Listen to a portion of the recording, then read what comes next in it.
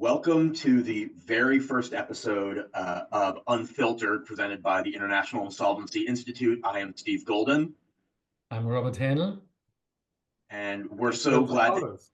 and he's Christoph Paulus, our very first guest. Yes. Our very first guest, who I think needs no introduction, but because I printed out an introduction, I figured I'd read a couple things about him. Christoph Paulus was a professor of law at the why is the non-native German speaker doing this? He was a professor of law at many universities in Germany and a visiting professor throughout the world, holding a chair for, among other things, insolvency law. He got his LLM at the University of California at Berkeley. He studied law at the University of Munich, has been a consultant for the International Monetary Fund, an advisor for the UnfIIIltered insolvency law sessions. He is an associate member of South Square London and of Counsel White & Case Berlin, probably a lot of other things that I have missed, but we are so excited to have somebody with such great qualifications sitting here with Robert and I, who just get to talk to him. So I guess start off with the $10,000 question, Christoph. How did you come into the practice of international insolvency law? All right. You said $1,000. Will I get them when I answer it? Or? I'm sorry. You must have broken up there. I missed that. Okay. Clear and clean. Now, well, it's craziness of fate, or I don't know what. Well, I was born to a father, as you can imagine, actually two parents. And my father happened to be a law professor. And guess what he did? Not only that I was in his class, I was also studying in his class. I was his student. And it was a little bit weird because he didn't know how to approach me. We in Germany, we have the distinction between you and the more formal you, so the polite formal. So he didn't know how to approach me. And then he said, one could say something like that. So guess what he did? He did insolvency law. And, well, I loved my father, and I thought that's a good position to be a law professor because there's no natural enemy around you. You can tell everyone that the Supreme Court is stupid, that the colleagues are stupid, and so nobody's telling you what to do and what not to do. And I thought that is freedom, and that is what I like. And that was more or less the incentive and the primary impetus why I decided to become a professor. So then I was one, and I came to Berlin after having been professor in the little town of Augsburg, which is close by Munich. And I had a student there, and he was a good one. And I asked him, do you want to join me to Berlin to be my first assistant? And guess who that was? The guy who is here on the screen. That was Robert.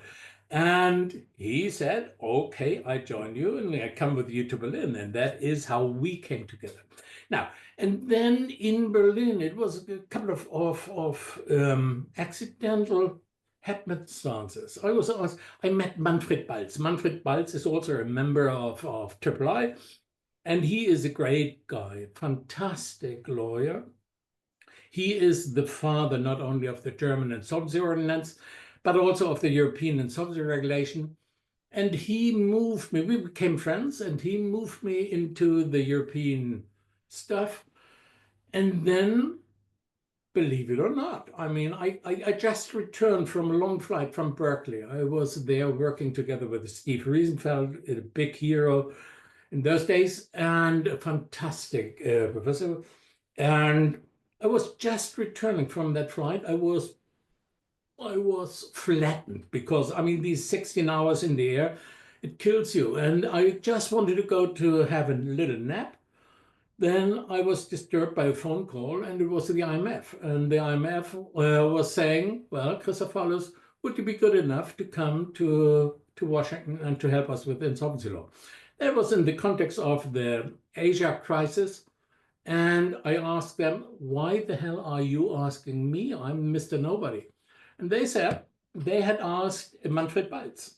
And Manfred Balz said, no, I don't have time. they asked him, whom could you recommend? And they said, and he said, Christoph Paulus. So, and that is how I got into it. And once you are in, and once you are not behaving extremely stupidly, you are in the machinery. And that's how I got into international Zomsolo. How was it having your father as your professor? That is to me, my father was my professor, the most terrifying thought I can think of. How was that for you? Interesting to put it mildly. I have to go a little bit deeper into my family. I'm the youngest of 4 siblings, and 2 of a brother and a sister, they were also older than me, and they were also studying law and also in the class of my father. And I remember vividly when they came back home and we had lunch or dinner together, and my father was asking them, did you understand what I said this morning in the class? And they were stumbling at it. I mean, you can imagine, you're not really amused when your father is asking you while you're eating, did you understand? And this and that and that. And he became upset, and therefore it was a repetition of the class of this morning during the lunchtime or the dinner. So it was really disaster. And nevertheless, I thought, well, that's the advantage of being the youngest. I mean, you have time to think about strategies. How do you deal with these problems? And therefore, I changed the roles. And when I was meeting my father, I was approaching him saying, I didn't fully understand what you said. and then you repeated anyway, the class, and that was quite helpful. So your choice of profession was mainly a lack of creativity. Definitely yes. Definitely yes. So really far too one-sided, far too idea-less, and no fantasy, no nothing. Just But I know that you at one point thought about maybe doing something else. The thing you have in the background of your in the use. I mean, I'm leaving aside become a soccer star. Leaving aside the train. How do you call that? The guy who is running conductor. a train. Not conductor, but the one who's steering the thing. So leaving this aside, and also of course a captain on the sea, because I was born on the sea, on the North Sea in Germany. So that was an idea. Leaving that aside, I had a couple of ideas. At some point, I wanted to study theology, and my idea was this would have been my topic, which I created actually later and not at that time. But to think and write about the humor of God. I mean, that is something which is completely ignored. This guy is always described as extremely serious.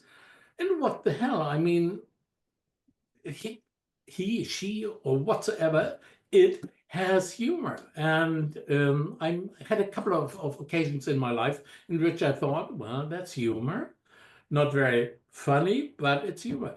So this would have been one. Another one, actually, I wanted to become, again, I'm missing the word. You see behind me a cello. So what I wanted to become at some time is a musician, a cellist. And if that would have failed, I thought it would be good to construct. Is it constructing? No. How do you call it? Someone who's building instruments. Oh, build them, yeah, like Stradivarius, like the people that build the actual instruments. Exactly. It's a luthier. Luthier. Oh, say it again. Luthier. Okay. Okay, the non-native English speaker just tells the music major what it's actually. I think you're right.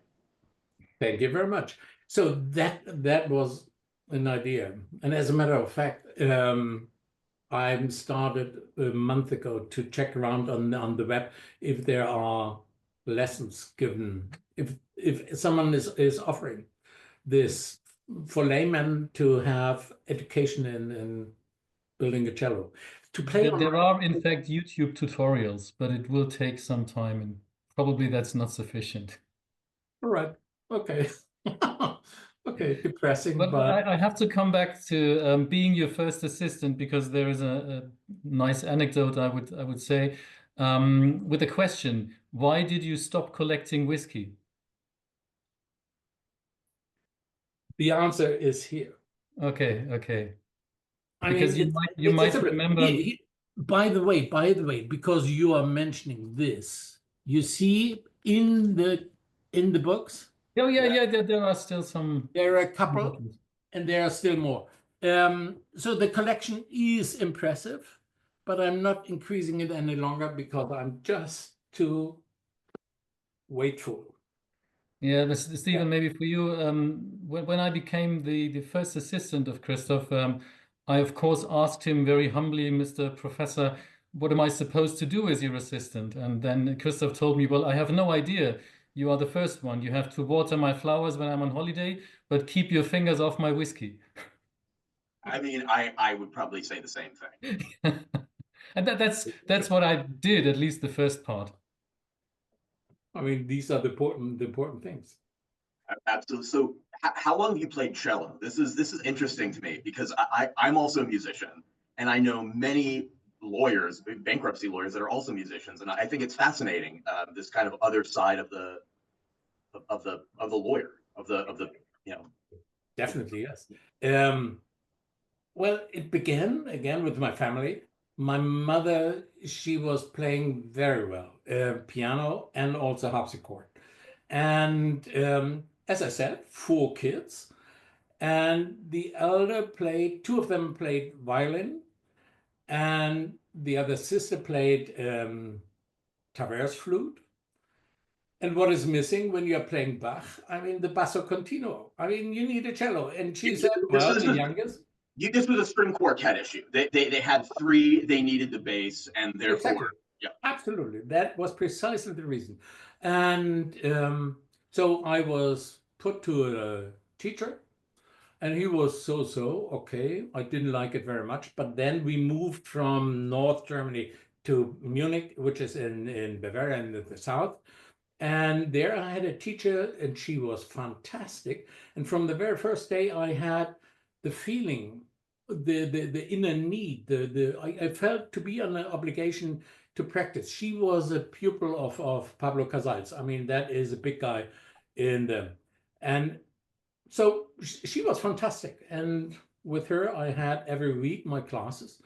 And I played for a couple of years, and she said her husband, he was a professor at the musical school at the university. He said I could become a professional, but he added, and that was perfectly right. He said it's good if you don't, because that is a troublesome career, and so that is what I kept. Well, maybe let's come back to the insolvency bubble a little bit. Did you ever cheat at the American immigration? Cheat? No, I believe I didn't. I wouldn't swear, but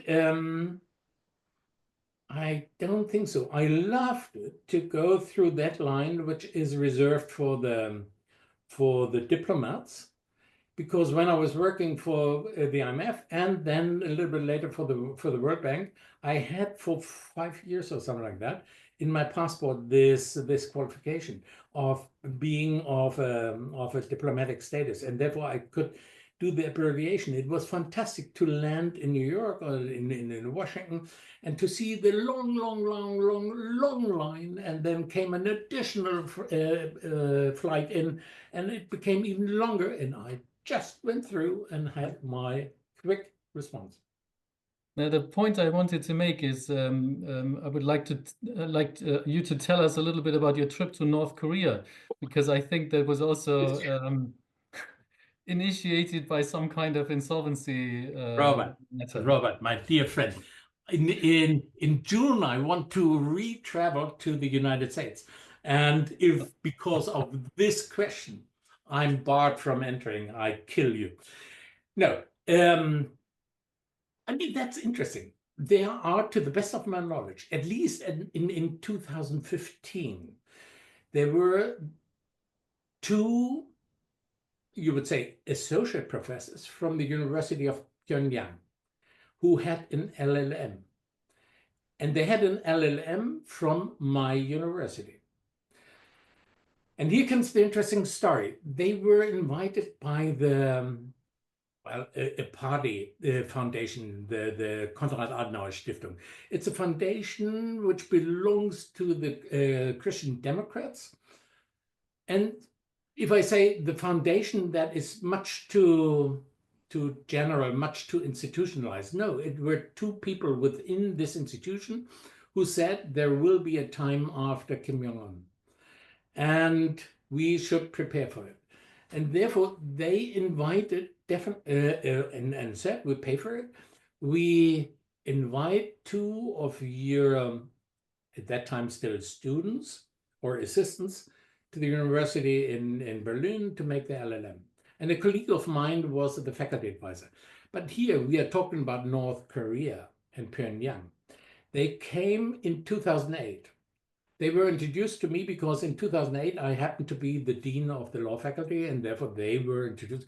I mean, it doesn't happen every day that you have someone from North Korea. So they were humble, nice, and they learned German. And they left. They had to leave after 3 weeks. I mean, you know, the LLM program usually is 2 semesters, something like 10 months or so, but they were ordered to come back after 3 weeks.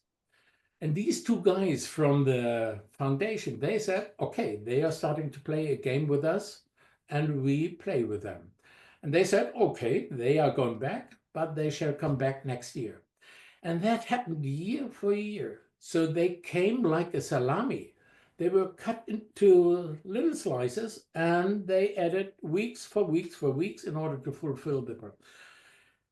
And then the faculty advisor, that was a colleague of mine, he passed away in 2014. And that was the time when they had finished all classes and still had to write for something like 2 months in a row the thesis.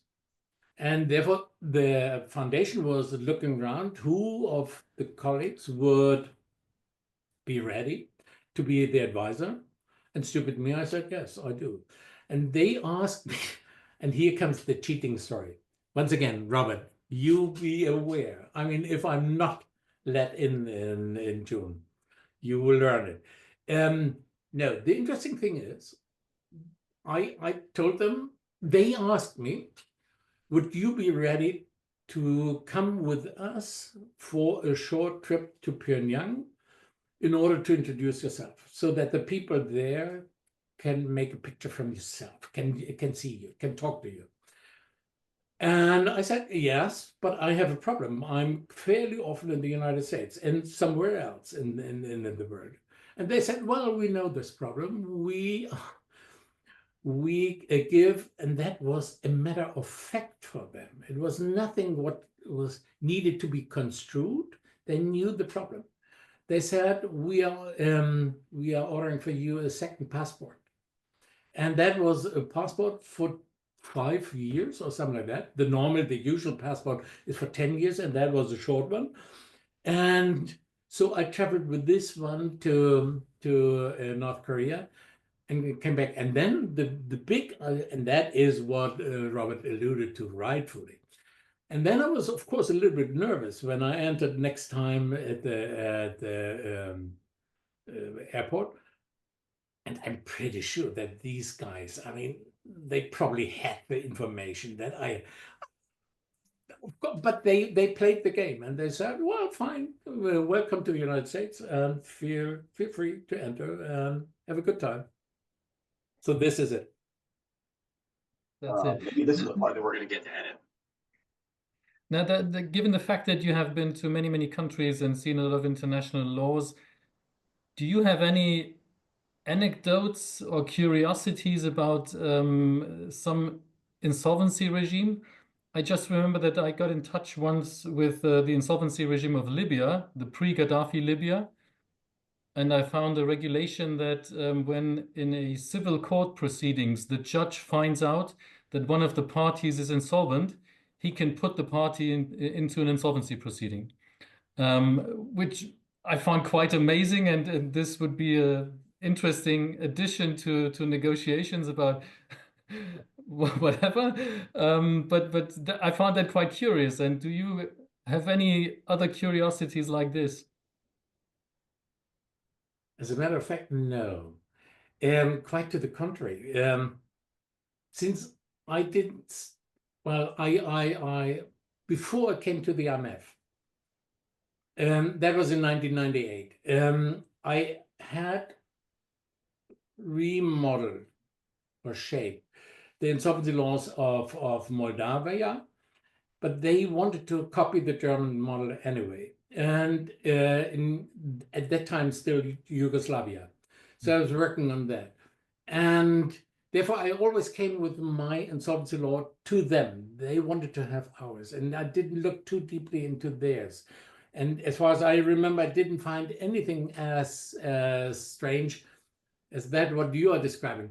And then what I found, and I just write about it in my book, which I'm writing together with Jay Westbrook. Jay Westbrook, by the way, I should mention here, the big guy. He is extremely instrumental for me being in the international insolvency law. He invited me in 1997 to a conference in Austin, and that was actually this town. And that was a time in which, by the way, when I received the invitation, Robert was first saying, "Do you need an assistant to join you to Austin? I come with you." And now, what I found remarkable with the IMF approach is that from there, the insolvency unification, the insolvency law unification or harmonization, yeah, maybe it's harmonization. I mean, it's so striking, it's so surprising that look at something like the Chapter 11 proceeding. It began in 1978, and now 50 years later, only 50 years later, we have this concept all over the world, literally all over the world. I mean, with the little deviations, of course, but we have this concept. And that is amazing. If you're looking into the history of ideas of legal development, the 50 years is nothing. And the driver, one of the main drivers, has been the IMF and the World Bank.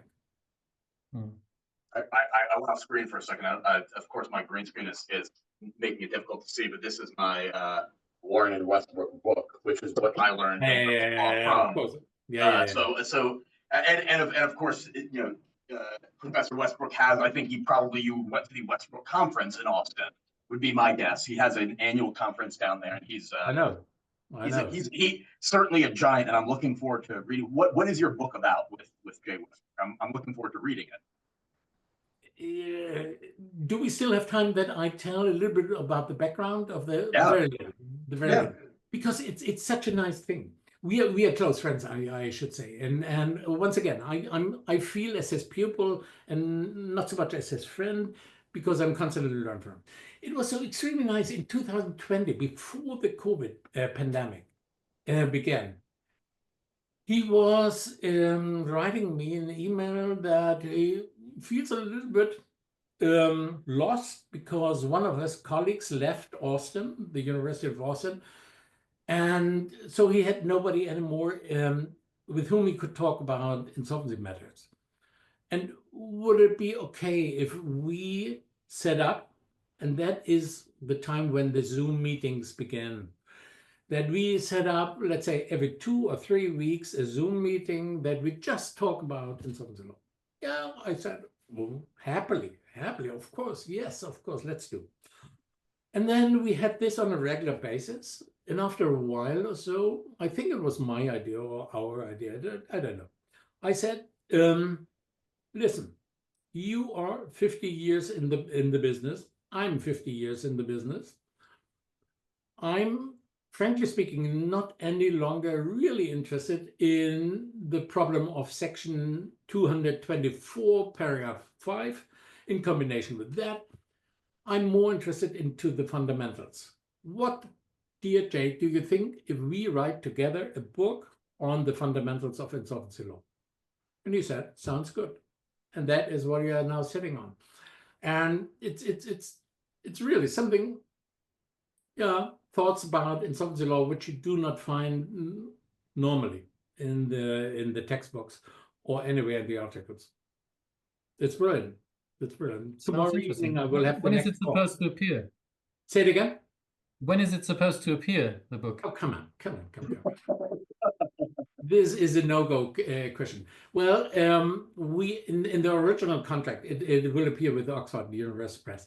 In the contract we have written, will deliver the manuscript. Crazy, yes. Something around middle of this year. Now we are talking a little bit about the end of the year, and realistically, it means hopefully next year. Okay. So we'll read it one day, is what I'm hearing, and Roberto's going to get kicked under the table by you for asking that very question. Asking that question, and the one that may forbid you from coming back to the United States. So it's sounds like you're on a roll. You're on a roll today. Well, I think for every interview, we wanted to ask everybody a couple of questions, the exact same questions, and the one that I had has nothing to do with insolvency law. All right. You are a very well-traveled man. I have seen your bio. Where in the world have you been? Not that's even your favorite place in the world, but the place that's fascinated you the most.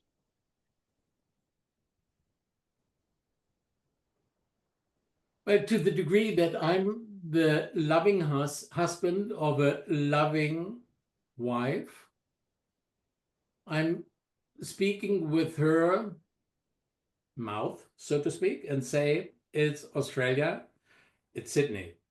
She loves Australia. It's fascinating, but I wouldn't say that this is the answer that I would give as Christoph.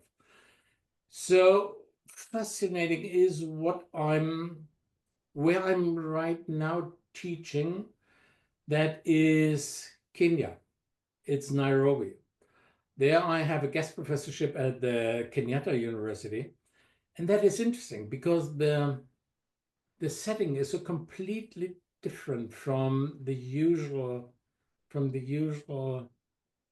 teaching. For instance, per semester I'm there for a week or so, and then I have the usual person-to-person teaching, and the rest will be done like here with the Zoom call. And I mean, forgive me, just this, that when I'm teaching, when I'm talking to them on the screen, you hear the kikeriki of the hens. You hear the horses. You hear the pigs around. So it's a completely different setting. And if I may add, the second thing is I was also teaching in Moscow at the Lomonosov University. I was impressed by the capacity and the brightness of many, not all, many of the students I had there. They were fantastic. And by the way, their English was excellent. I know that because 3 weeks after that, my first teaching, I was in Rome, in Italy, teaching there. And their English was non-existent. So that was remarkable.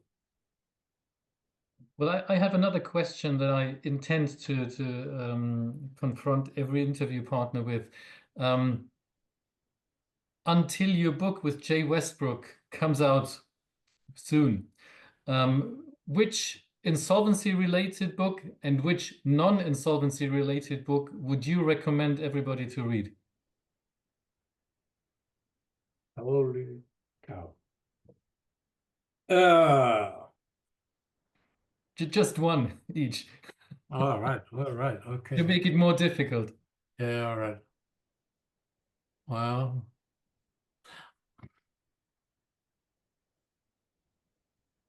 I mean, what is good? I like the Philip Wood. The Philip Wood. Do you know him? He was with Ann Overy. He passed away, I think, did he pass? I think last year or so. He passed away. A brilliant guy from London based. And he had maps, insolvency-related maps, so showing creditor friendliness versus debtor friendliness, and so on. So he had tons of maps in his book, and he had this kind of collection of the various types of insolvency laws, and that is fascinating reading. I leave it at that because one book you said. The non-related. I had a teacher. Well, Steve, you didn't mention, and I can't resist to mention it now. In this context, I'm not just insolvency law, I'm also a legal historian, and more precisely, an ancient legal historian, Roman law person. As such, I had a teacher in Berkeley. He was a fantastic person, David Daube. He had been, before he came to Berkeley, he had been in Oxford. He held the Regis Chair for Civil Law, which is really God heaven-like. And he recommended me constantly to read the Bible. And as a matter of fact, the Bible is, irrespective of the religious contents and so forth, it's a book of wisdom.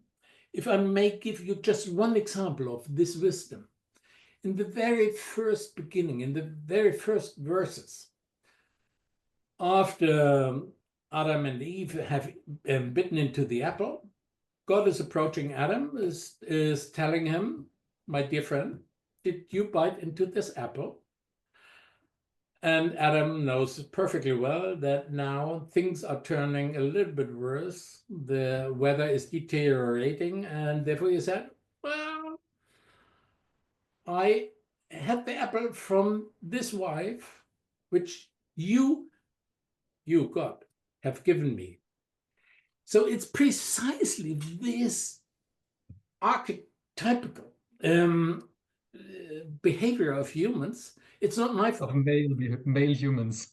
Exactly. I mean, how prudent on the very first, I think it's the 10th verse of the beginning of the book. You have this psychological perfect insight. It's not my fault. It's your fault. You have done something wrong. It's not only, it's the wife, but also the wife that you have given to me. I mean, how fantastic. That's probably. It's a great answer.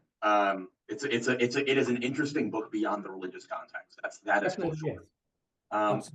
So the last question for you, we've been so appreciative of your time today, is one that I think Robert previewed for you, which is, who should we interview next? Which III member should we interview next? Jay Westbrook. I kind of knew that was the direction this would go. and that is a great choice. So we will reach out to Jay and let him know that you have already called him out. Please. And if he declines, this will already be out by the time that he has declined. So we'll get him to be on this. All right.